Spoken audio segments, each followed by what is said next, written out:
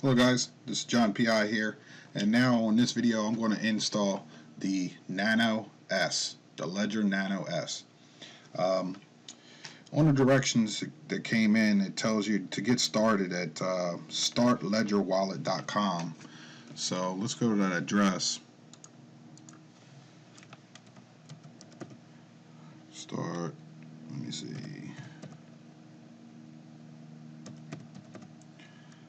Okay, so let's go there, and then you want to select which device you bought. So I bought this one, Ledger Nano S, and I'm going to configure my device. Okay, here on this page it gives you some directions.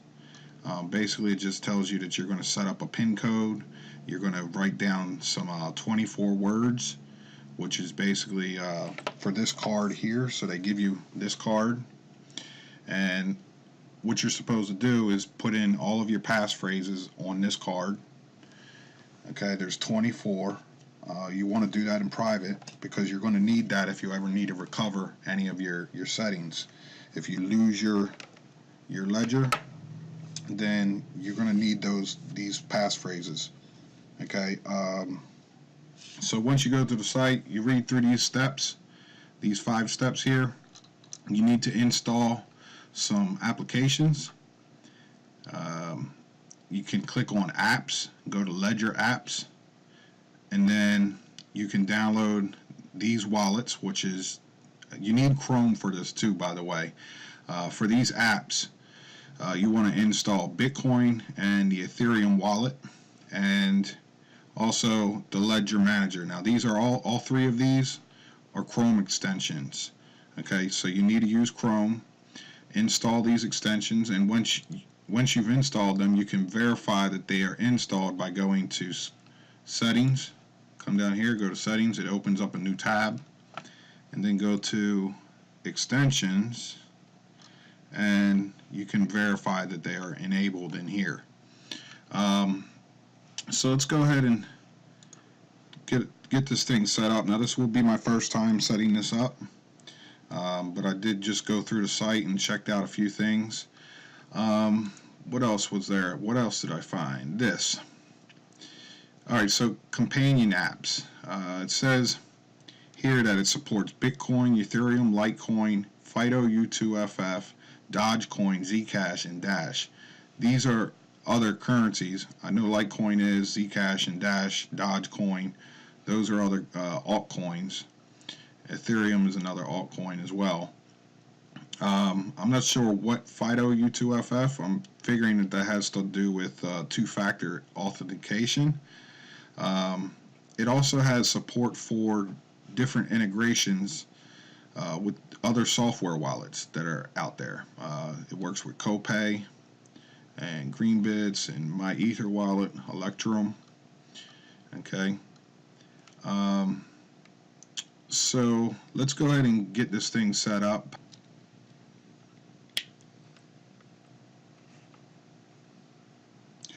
Okay, so all I've done is I've just plugged it in via USB, and now I get a welcome screen, and then it says press both buttons to continue.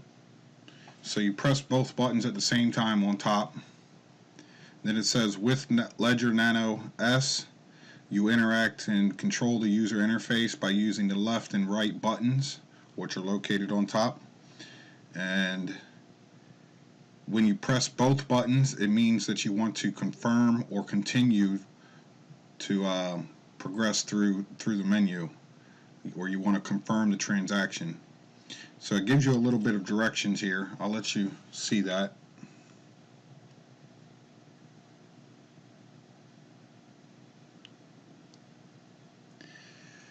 Okay, and let's go ahead and continue.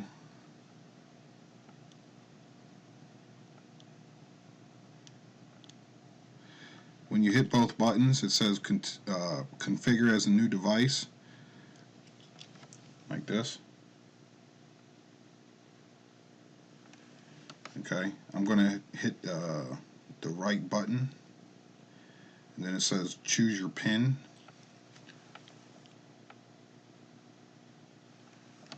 Okay,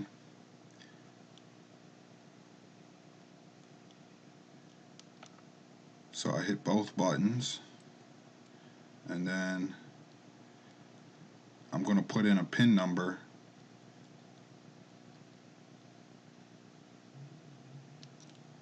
and then hit both buttons as for each digit. So when you're entering in your PIN number, use the left and right buttons to basically cycle through which number you want to select, and then after that, when you want to confirm the entry, you hit both buttons at the same time.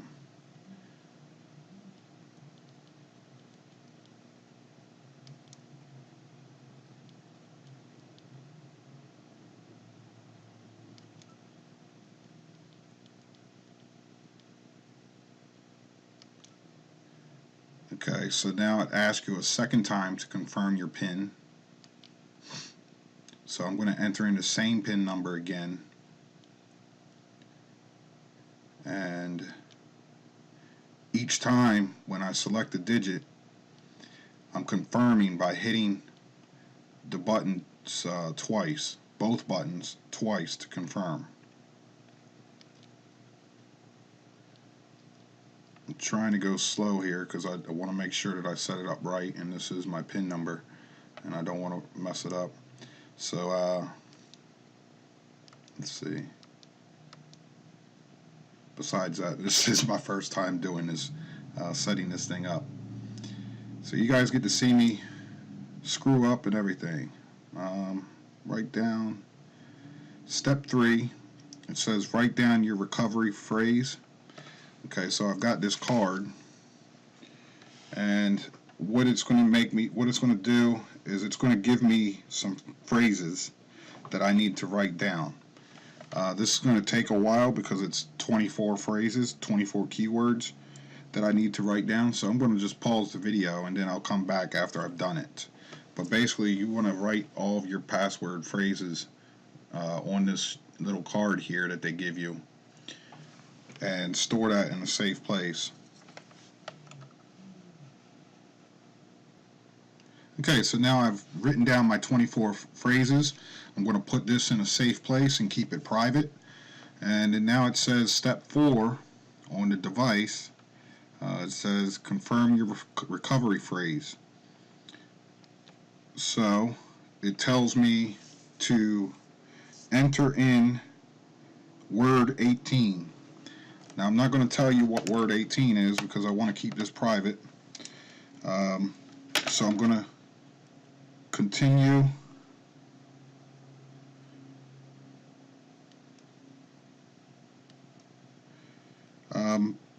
Basically, I'm going to look on my card here, and it tells me to enter it in. So I'm going to put this in, and you got to scroll through and select which word it is.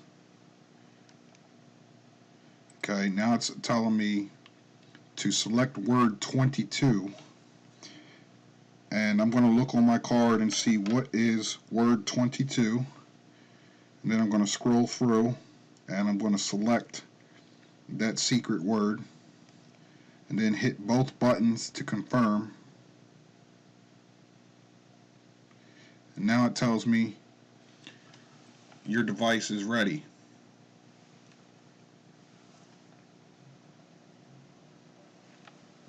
Okay.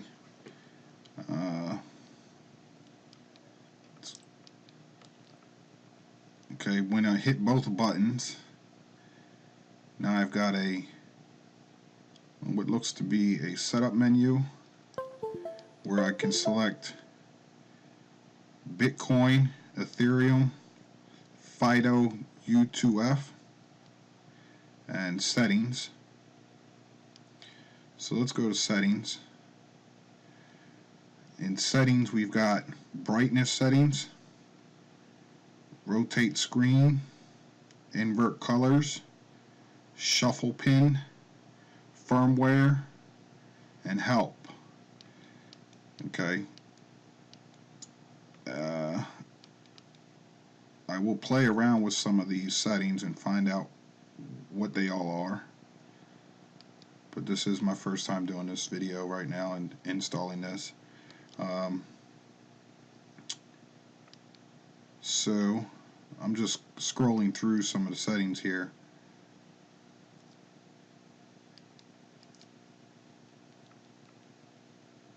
You can adjust the brightness, so now I just turned up the brightness.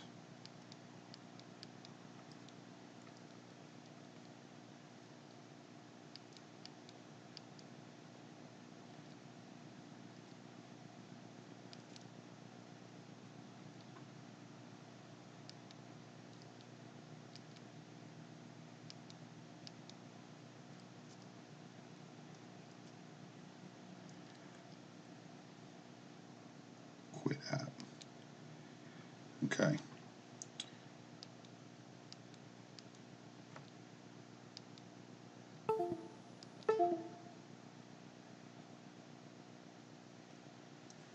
Okay, so when I select Bitcoin, it says use wallet to view accounts. So after you have installed all of the apps by clicking on apps and going through to the ledger manager and the two wallets, Bitcoin and Ethereum wallet, once you've installed these Chrome extensions, you can activate those extensions by typing in Chrome, semicolon, backslash, apps, and then click on which wallet you want to open. And you want to make sure that you have your device plugged in. And then once you're set up, this is it. It's pretty basic. You can click on settings and go to coin. And then you can set some of these settings for how many confirmations do you want to receive before you're allowed to spend that money. I've got mine set to 4. You can adjust this however, whatever your risk tolerance is. If you want to really make sure that you have received the money before you spent it, you can put it on 6. If your risk tolerance is a little bit higher, you can put it on 1. The only difference is the amount of time that's in between these 6 confirmations. Okay, so otherwise I would suggest just leaving all of these as default. You can leave it on, this is the only one that I would change in this menu. And then here just tells you, what's your firmware's version. And in tools, all this stuff you can pretty much just leave as default. So here it's asking if I want to reset the application data. You need to synchronize your wallet the next time you unlock your Ledger wallet. Do you want to continue? I'm going to click no. So it's pretty simple. When you want to send and receive money, you can click on send and receive depending on what you wanted to do. You can add extra accounts. If you want to keep your Bitcoin separate in 2 different accounts, you can do that also. But you need to have funds in my account first before you can add another account. Here it gives you your total of how much Bitcoin you have and in US dollars, and that's your wallet. Okay. Okay, so now let's use the other ledger manager. Let's type in Chrome and let's go to apps. So let's go to ledger manager. I right clicked, go to ledger manager, and now it starts the ledger manager.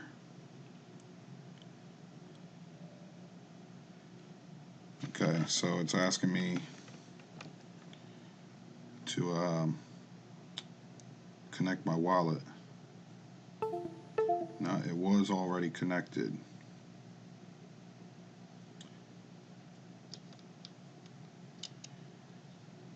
So now I'm just plugging it back in, and it's asking me for a PIN, which is the PIN that I already set up earlier.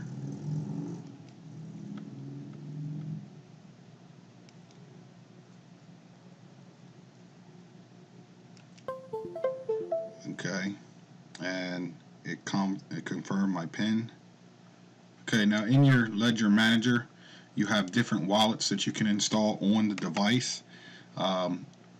It comes pre-configured with already Bitcoin, Ethereum, Fido, and that's it. But if you wanted to also install the Litecoin wallet, the Dogecoin wallet, the Dash and Zcash wallet, then you need to come in here and click on the download buttons here.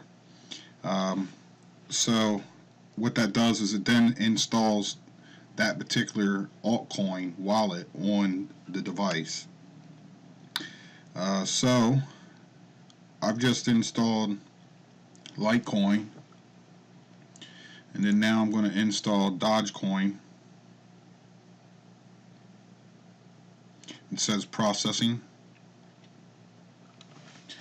and now in my menu on my device I have the option to select Dogecoin, also Litecoin, and now I will do Dash and Zcash. So let's go to Dash. It says processing on the device.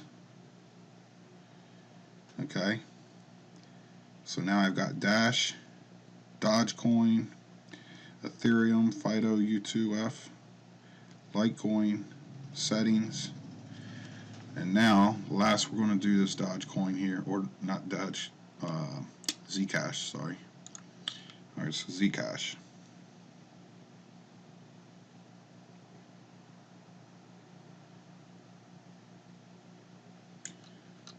Okay, so now I have all of the wallets installed on my device. Let me just double check this. I've got Bitcoin, Dash, Dogecoin, Ethereum, Phyto U2F, Litecoin, Zcash, and settings. And that's pretty much it. That's all this application is used for. And anytime there's a new update, you can come in here and update. Make sure your device is plugged in, and then download the update, and it will install on the device. Other than that, that's pretty much it. It seems pretty simple to use. I'm going to go ahead and transfer some funds into my Bitcoin wallet. So in order for me to do that, I just go to Chrome and let's type in apps. Oops. There we go. And open up my wallet.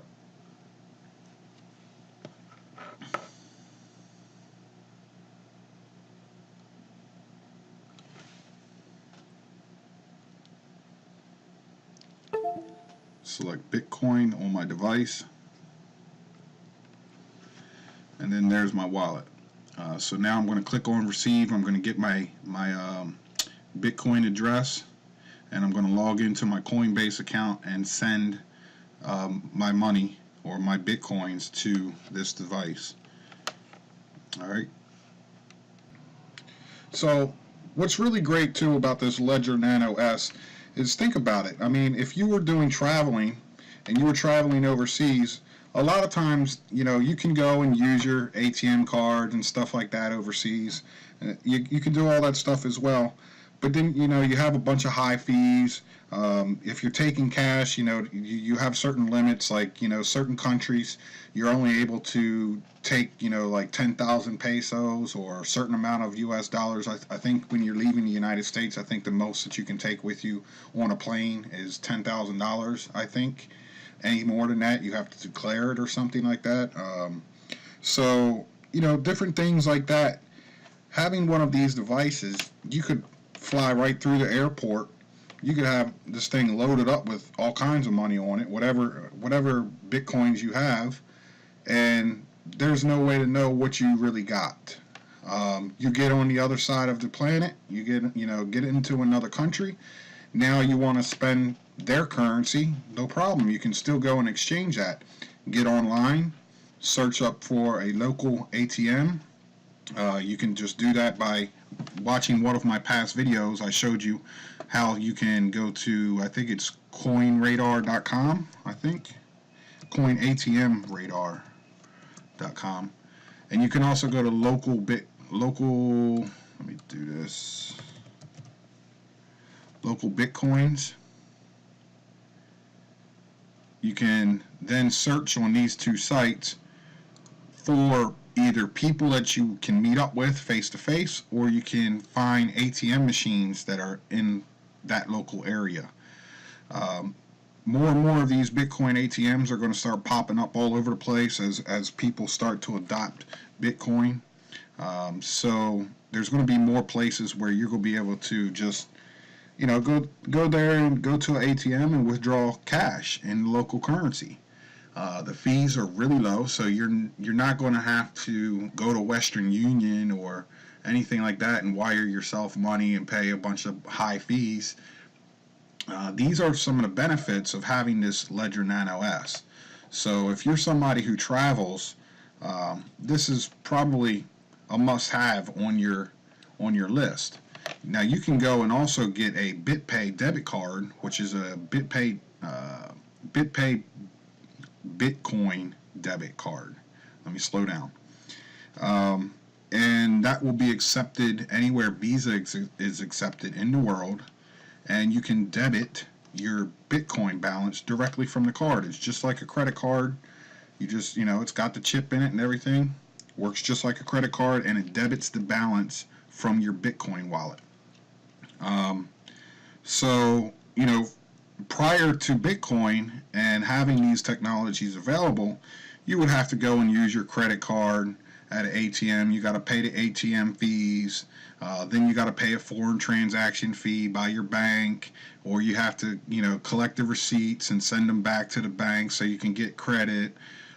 Or you have to wire yourself money to, a local bank there. So if you have a local bank in that country, you would have to go and wire yourself, do an international wire. And it's just complicated a lot of times. Some banks don't even want to send. Say, for example, you were in another country and you call up your bank in the United States and you say, hey, I want to send a wire because I'm over here in this other country. I want to send a wire. Sometimes, they can be difficult to work with because they'll say, oh, well, you have to step into the branch, sir. You're telling me I'm in another country and you can't send me money. Things like that. I had a problem before where, I was overseas in Asia, and I had a problem once with my bank before, and I had to fly all the way back from Asia just so that I could settle the issues that I was having with my bank. I finally arrived, and my bank told me that I couldn't be a customer of theirs anymore because I was always overseas. Things like that really irritated me. They closed my account, gave me my money back, and told me go on my way. And I was banking with them for years, and they did this to me. So it just shows me, what kind of customer I was to them, and it just didn't matter. It just they didn't care about me at all. Having something like this could have prevented all of that. I could have had most of my funds right there in Bitcoin, and I would have never had to worry about, my bank account getting suspended because they see me logging in through their website from another country or something like that, or, trying to get funds to myself. And something like this, I can just load up my funds on my wallet and get on these sites here, find a local ATM, and go ahead and do my trades either at an ATM or meet up with somebody in that country and do it like that. As time goes on, these are going to become much more established, and there's going to be a lot more ATMs and different foreign exchanges. I wouldn't be surprised if you start seeing currency exchanges start offering fiat currency exchange on Bitcoin. I wouldn't be surprised if that starts happening pretty soon. So then that would mean you'd be able to fly to another country, go to a foreign exchange center with your Bitcoin wallet and your cell phone, and send them Bitcoin, and then they give you fiat currency in whatever country you were in. So if you were in Thailand, you would get Thai baht, or if you were in China, then you would get the Chinese yen. So having something like this, you can fly right through the airport with however much money you want, basically. Something like this is really great for expats because if an expat's living in another country, sometimes it can be difficult to open a bank account in another country as an American. Something that Americans have to deal with is a lot of times we go into a bank in a foreign country and we tell them we want to open up a bank account. I'm American, and they will tell you, sorry sir, we don't work with Americans. You can't open up a bank account here. Having one of these devices, you don't need to worry about that. It's basically like you are your own bank. So you just transfer funds to your wallet, and then you can go to an exchange in that country and trade. You can find somebody to trade with, or you can have a Bitcoin debit card. There's different ones. BitPay's one. That's for American citizens. There's also another one. Let me pause this video for a sec. If you are in another country, you can use the CryptoPay debit card, which is a Bitcoin debit card. So for those of you in other countries, you can use this. But for American residents, use BitPay. CryptoPay does not allow Americans. Overall, I really like this device. I think it's got a really cool factor to it.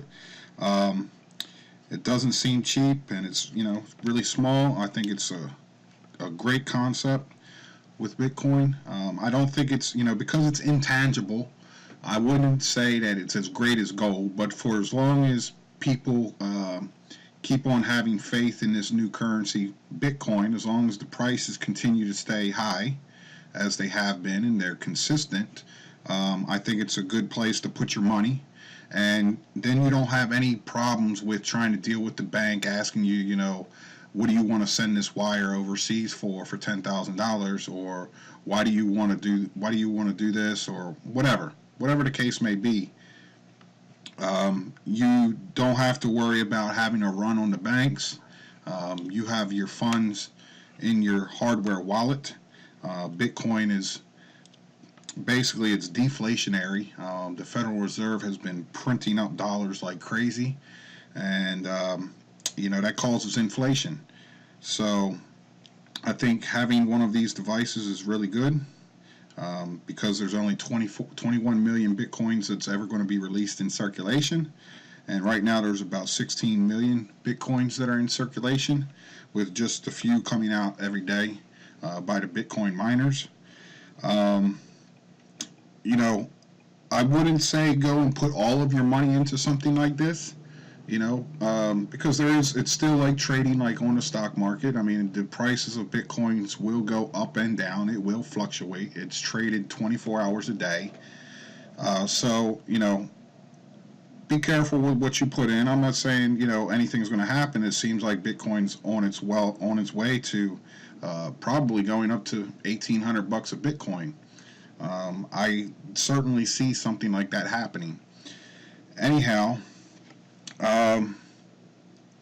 you know, with it being deflationary and everything that's been going on in the financial markets right now, I think this is really great. I think it's a great thing to have. I would compare this to going back on the gold standard, even though it's not really gold. It's not tangible. It's not something that you can hold in your hand. But as long as people keep on speculating on the price of Bitcoin and it's actually worth something, why not go with it? Is it going to be a bubble that's going to burst? Maybe. Who knows?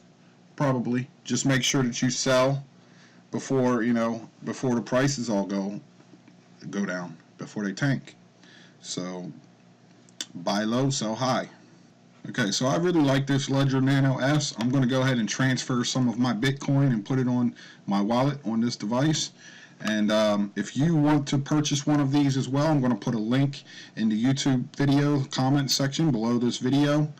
You can go to Amazon there and purchase this device for $69. I really like this. I think it's really kind of cool. So yeah, I'm going to put the link below the video, and if you like this video, please share with your friends on Facebook, Twitter, Google+, anywhere you can. Just like and subscribe. Thanks.